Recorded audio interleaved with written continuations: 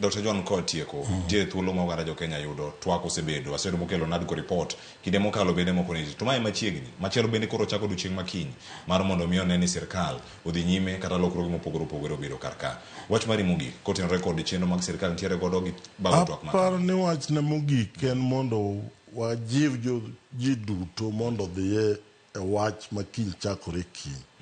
Osewach maber ni dhi kel yudhe 50 gi 50 nyaka jolemo wagol oko jatend piny men Ruto gi Raila waket thenge omi jo Kenya thuolo mondo wach kaka koro dwa timore.